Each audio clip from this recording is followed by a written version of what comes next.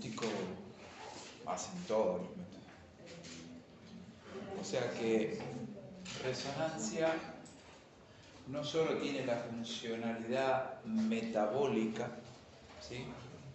Es decir, que su gran aporte es en lo metabólico, es decir, que por ahí en todo este tiempo no me podía ir metiendo en toda lo complejo que es el método, por eso ahora empiezo a dar un poquito más, ¿sí? Su principal aporte es lo metabólico, es decir, que esas imágenes que ustedes ven dentro heterogéneo y todo lo que puede llegar a tener dentro, por ejemplo, detectar una imagen en el cerebro hiperintensa en T1,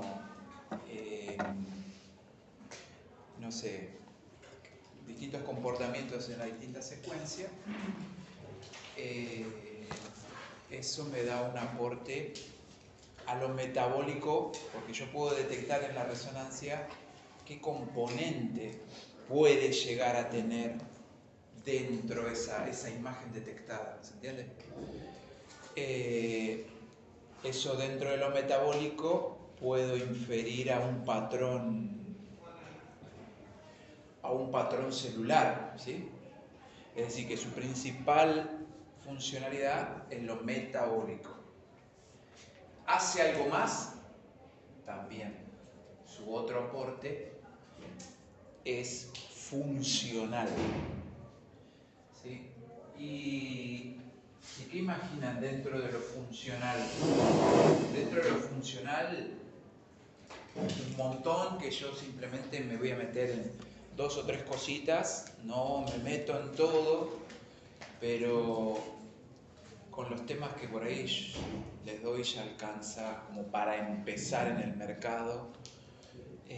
Aquellos que quieran profundizar, hay gente que lleva ya 2 cursos y vieron más acá que en los 2 cursos que llevan hechos, ¿sí? Así que está lleno de cursos, está lleno de todo y lamentablemente es tan complejo que, bueno, hay de todo en el mercado, ¿sí? Entonces su funcionalidad es metabólico, funcional, es lo que vamos a apostar. Hay otras tareas, por ejemplo, qué sé yo, si tenés un resonador de 6 Tesla, que creo que hay uno, investigación, bueno, otras funcionalidades que no nos vamos a meter. Entonces, lo que estuvimos viendo en su gran mayoría es metabólico, ¿sí? Ahora vamos a empezar a hablar algo de lo funcional. Lo funcional también por arriba. Dentro de lo funcional, ¿qué imaginan? Por ejemplo, una persona que tuvo una ACV, dentro de la ACV, ven el abuelo a ver qué recuerda dentro de una ACV. ¿Qué pensás en un paciente que tuvo una ACV? ¿Qué le puede estar pasando? ¿Qué entendés en cuanto al tiempo? ¿Cómo?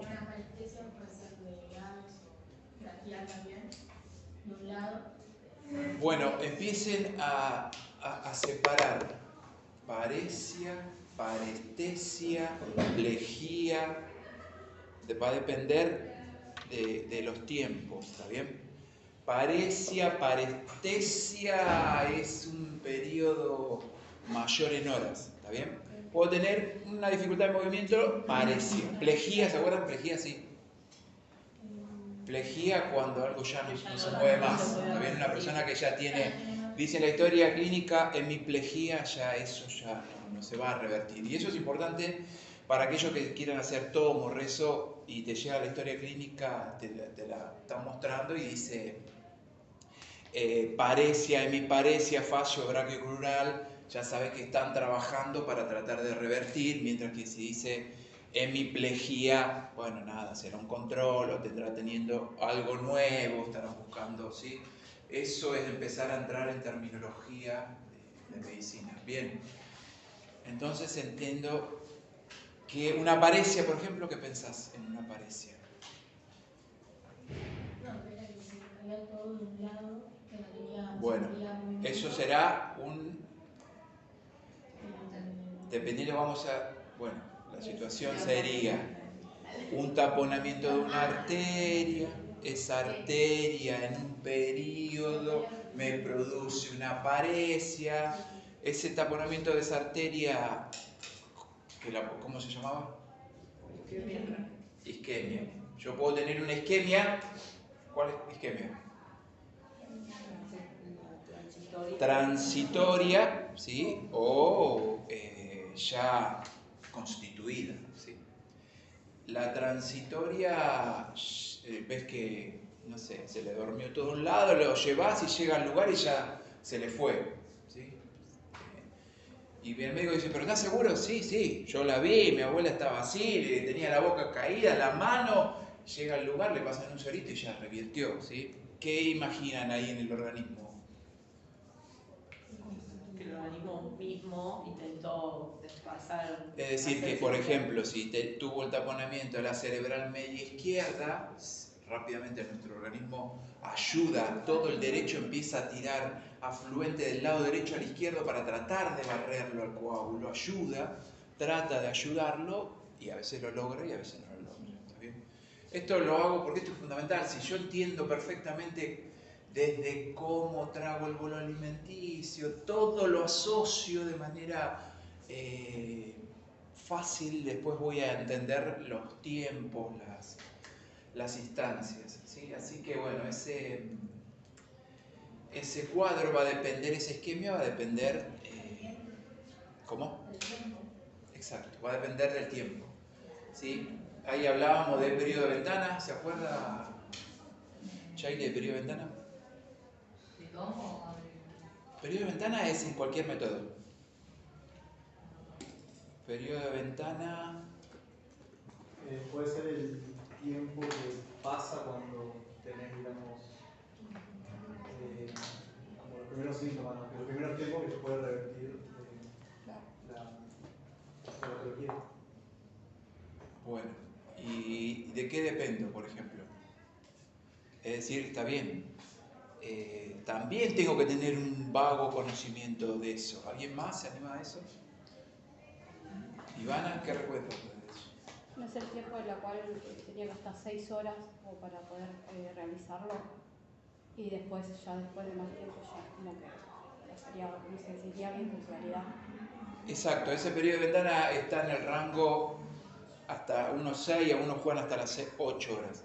Eso es importante, ¿por qué es importante? Porque si yo te llevo a trabajar en un lugar que tiene tomografía, que tiene resonancia, que tiene hemodinamia, tiene que estar muy confluido, un equipo muy, qué sé yo, todo lo que es el, ¿cómo se llama este? Bueno, hay un centro importante de neuro, que no me puedo acordar el nombre, está totalmente, la persona cuando llega, ¿sí? Va a tomo, en tomo, una isquemia, ¿qué voy a encontrar? Agustín, llega una isquemia, periodo precoz, va a tomo, ¿qué encuentro? La región hipo... No. ¿Qué encuentro? No encontrás nada. No encuentra nada, no se encuentra nada. O sea, el periodo, lo fundamental cuando llega a tomo es, el buen objetivo es que no tenga nada. O sea que yo desde ahí digo, bueno, bien, un buen pronóstico porque esta persona, si yo ya encontré algo hipo, ya está, o ese debe ser uno nuevo, o está cursando otro ACV más, ¿se entiende? Así que el buen pronóstico es que haga tomo y no tenga nada, ¿está bien? Se termina la tomografía, va a ir a resonancia y en resonancia acá viene lo funcional. Lo funcional dentro de esas secuencias, ahí voy a mostrar. Y este periodo de ventanas en tomo, ese rezo está todo totalmente asociado. Eso es el protocolo de stroke. Ese stroke, que creo que hablé de stroke. Está bien el stroke. Eso está puesto en los distintos servicios importantes. No sé, mañana quieren presentarse a trabajar en un lugar importante y hay un departamento de stroke. Y el que esté en tomo, che, mirá que te va a llegar esto, prepárate que viene con urgencia, ya están alertados, el que está en rezo, perfecto. ¿Cuánto tiempo lleva evolución? Mirá, hace 2 horas, bueno, perfecto. El de rezo ya se prepara porque va a tener que hacer la secuencia. Ahí les voy a mostrar. ¿Están entendiendo? Si no, me paran, me preguntan. Por eso ya creo haberlo mencionado. Y esto, si lo menciono 50 veces, te voy a preguntar, ¿no? Ya creo que ya me están conociendo.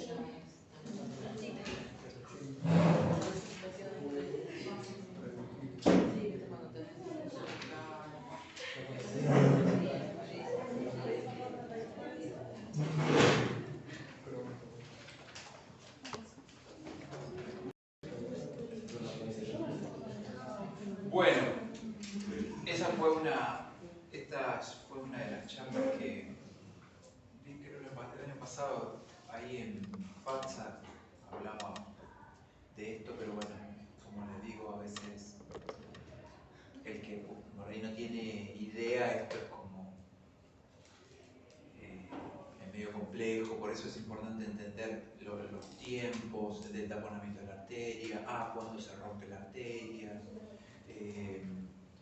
Esto para nosotros es para los cursos que quieran hacer, para donde quieran ir, eso marca una diferencia importante. Así que bueno, entonces, dentro de las secuencias importantes en un evento vascular cerebral, ¿sí? Esto es un evento vascular, evento transitorio, evento, ¿sí? Entonces, sabemos que siempre, primero le voy a nombrar las secuencias: difusión, perfusión y ADC. Esas son 3 secuencias ¿Pueden repetir la última? ADC. ¿Sí?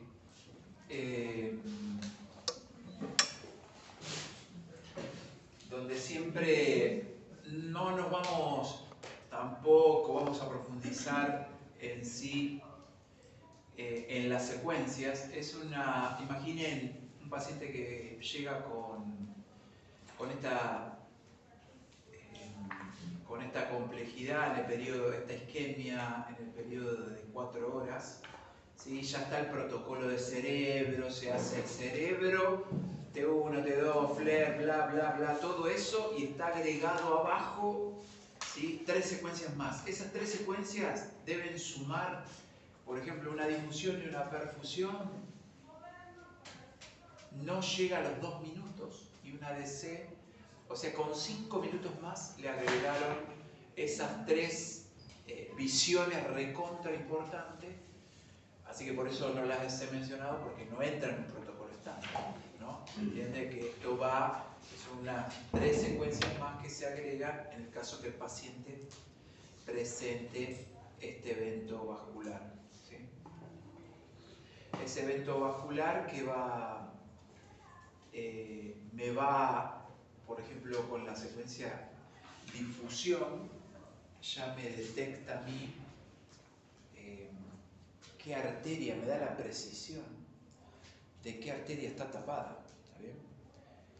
Esa arteria que esté tapada, ya rápidamente, si el médico llega a informarla o no, esa arteria tapada, ¿a dónde va a ir rápidamente ese paciente? Va a ir a hemodinamia para tratar de destapar en ese periodo, ¿sí? Destapar a esa arteria. No vamos a hablar de todo lo que la técnica de hemodinamia, que también es recontra interesante.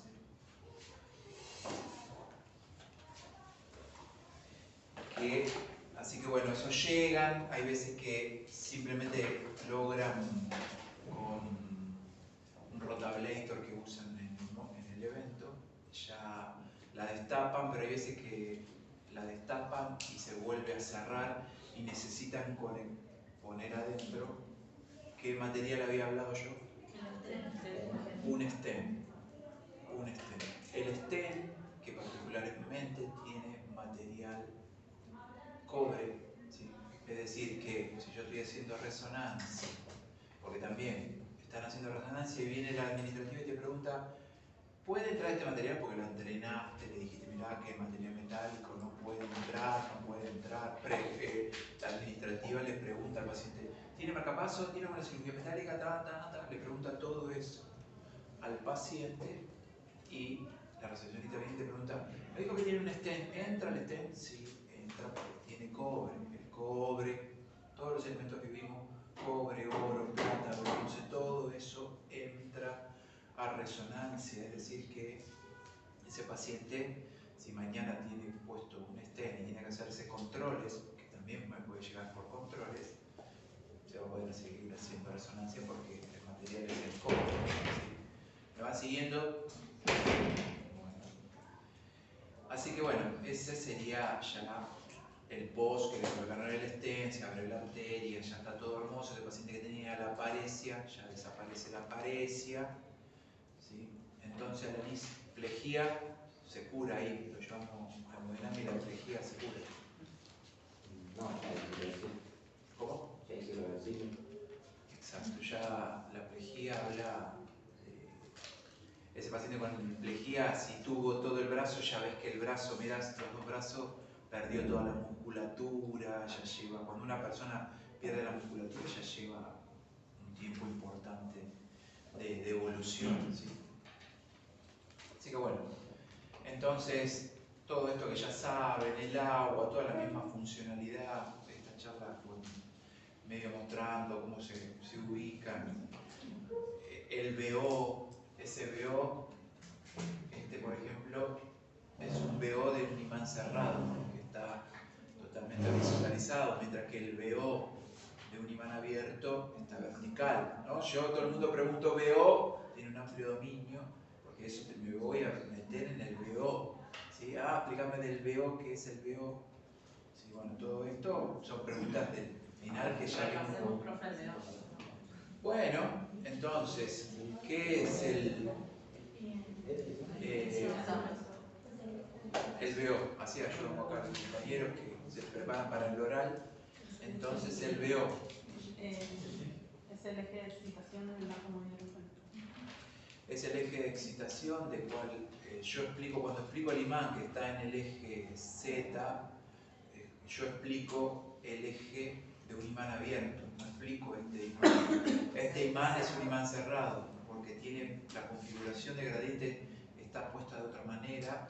Imagínate, lo explico con este fácil, no explico este que es re complejo porque complicaría aún más la física. Por eso simplemente hablo del Z ahí arriba, se vuelve, todo eso sucede en un imán abierto.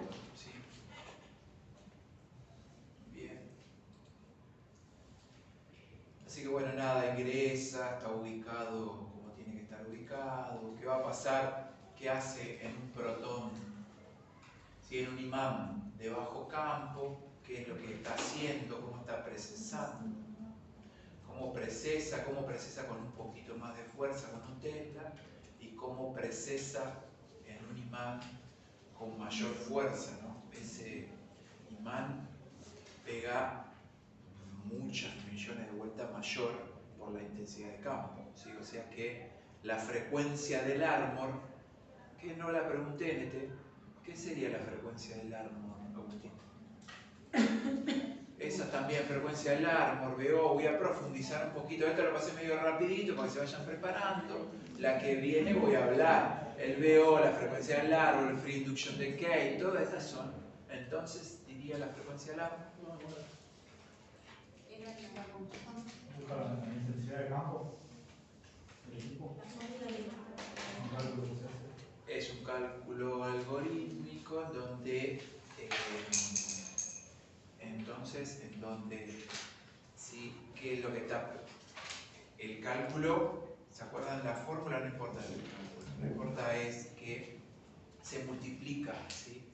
esa intensidad del campo por, para ver si la tengo la fórmula, pero nada, simplemente entender que es una multiplicación de un cálculo algorítmico que me da a cuánto está procesando, a cuánto procesa el átomo de hidrógeno. Es decir, que en un Tesla ese cálculo 42.5 es extraído luego del cálculo algorítmico, ¿sí?, de la frecuencia del árbol, ¿sí?, que es la frecuencia por la intensidad de campo, ¿sí? Es decir, la frecuencia por la intensidad es 42 por 1, una pavada que, no sé, le pusieron eso para hacerlo más científico y ponerle, ¿sí?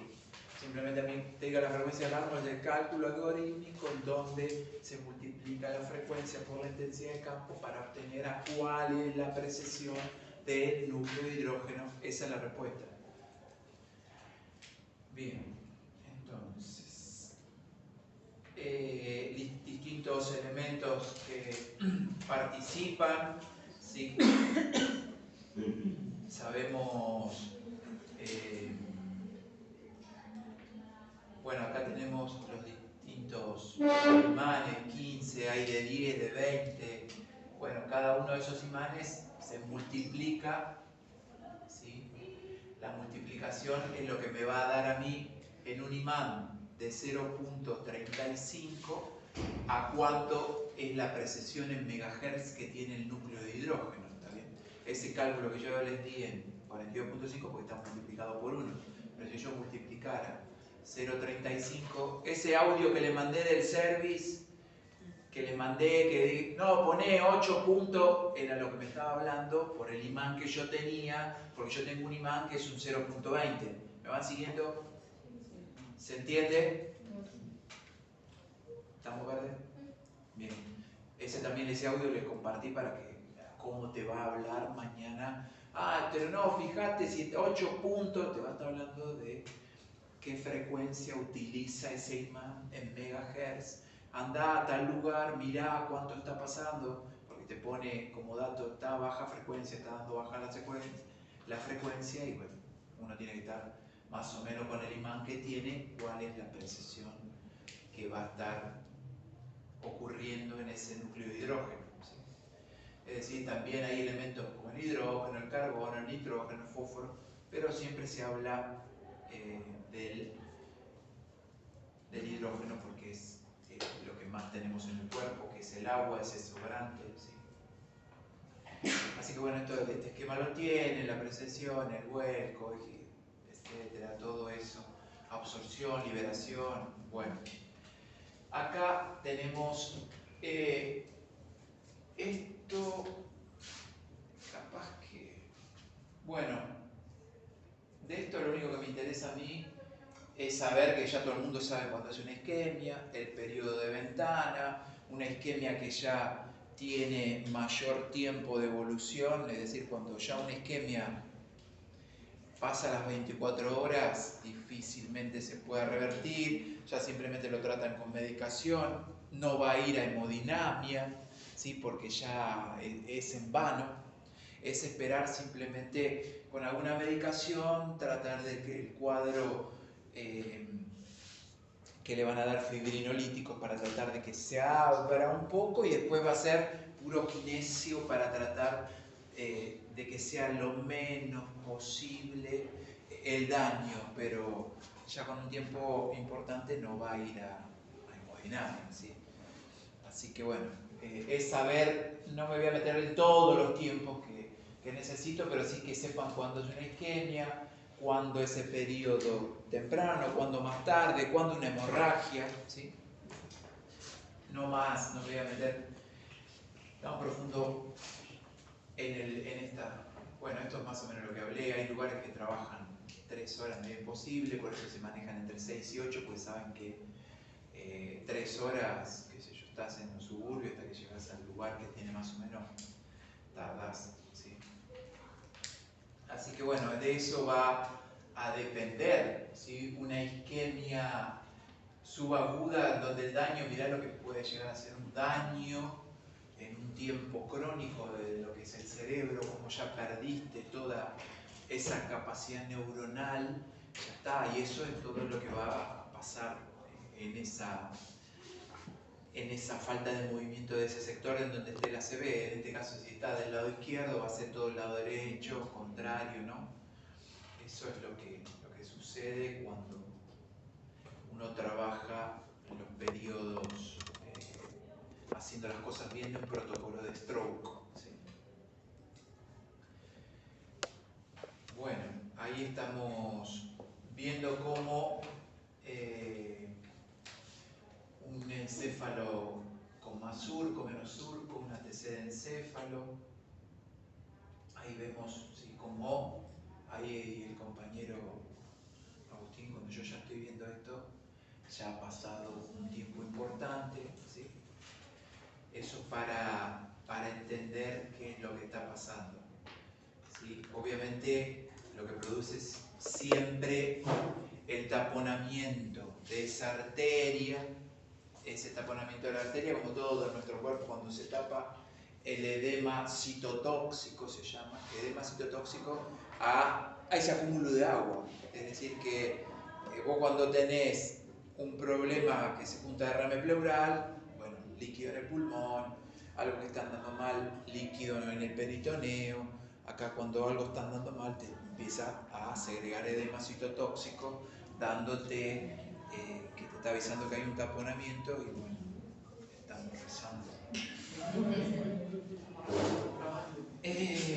Así que... ¿Hipo o ISO? ISO, perdón, perfecto. Es ISO, ¿sí? Hipo, obvio, acá estamos. Si esto tuviera ya hipo, ya estamos en la necrosis de la foto anterior que estabas viendo. Ya ese territorio se perdió, se llenó de líquido cefalorraquídeo. ¿Está bien? Eso, sí, perdón, ahí me equivoqué, eso es ISO, ¿sí? Así que bueno, eso ya intentan con fibrinolíticos, drogas que intentan un poquito abrir la arteria, medio complejo. Esto ya va a ser un tratamiento de kinesio importante, le cuesta un montón al paciente ir al lugar, empezar a rehabilitar, años, y así todo ya va a quedar con un daño importante. Y ahí sí, ¿no?, el ISO contra el hipo de la lesión ya crónica, en donde todo el sector ya tiene una muerte celular que no se va a revertir para nada, ¿sí?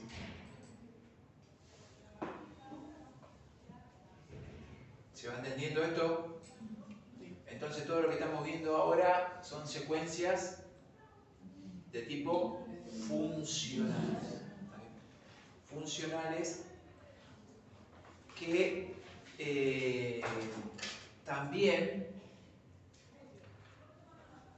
hay, por ejemplo, cuando logran revertir el cuadro, lo llevaron a hemodinamia, bueno, después de los controles, algunos revierten rápidamente, y después hay algunos como que, no sé, si no movía, por ahí le quedaron los dedos, ¿está bien? O sea que puede haber algo en una pared que no logró 100% de efectividad, y por ahí va a llegar a que vayas a hacer controles. No voy a hablar mucho de esa secuencia, que hay otras post-controles, que ya está operado y va al neurólogo, y el neurólogo, pero bueno, sí, no, me pusieron un stent, bla, bla, yo no movía nada, pero ahora siento que 2 o 3 dedos aún no los muevo. Bueno, empiezan a hacer unos tratamientos, algunas drogas, y cuando ya llega a los post-control, hay veces que lo acuestan en resonancia y le van diciendo que, bueno, a ver, dibujá un árbol con los ojos cerrados, no muevas, lo hacen escribir y va viendo funcionalmente el resonador si esas neuronas están activas o no están activas. También hay secuencias que tienen la particularidad de, no nos vamos a meter en todo ese territorio, hay un gran mundo, ¿sí?, cositas macros. ¿Qué secuencias son funcionales? Yo simplemente voy a hablar difusión, perfusión, Tres. ADC. ¿Se entiende? Tres son funcionales. Sí, y ahí hay muchos más que no me voy a meter. ¿Sí? Así que hay situaciones en las que no revierte perfectamente, va a seguir habiendo controles de esa persona, así que puede ser que el que trabaja en un 1,5, un resonador de 1,5, hay protocolos de estos, ¿sí? Que acuestan al paciente, todo le ponen, ¿cómo se llama esto? Los auriculares, toda la novela que se usa porque tiene mucho mayor ruido. Esos auriculares, así todo uno le habla, pero tienen un nivel que lo pueden llegar a escuchar, ¿sí? Así que le dan como una hoja, bueno, vos tranquilo, no mueva la cabeza, simplemente sin mover la cabeza, hace de cuenta que estás, si querés mantener los ojos cerrados, no necesitas abrir los ojos para querer ver lo que estás haciendo, sentí que estás dibujando un árbol, sentí que estás haciendo algo, y en ese momento activan esas y van viendo toda la activación neuronal de los distintos sectores y dicen, che, bueno, algunas neuronas están pasando esto. Todo lo que es neurología, todavía hay mucho en etapa de experimento, ¿sí? Este tipo de resonador lleva a que la neurociencia aún sigue en estudio, aún sigue sin entender por qué sigue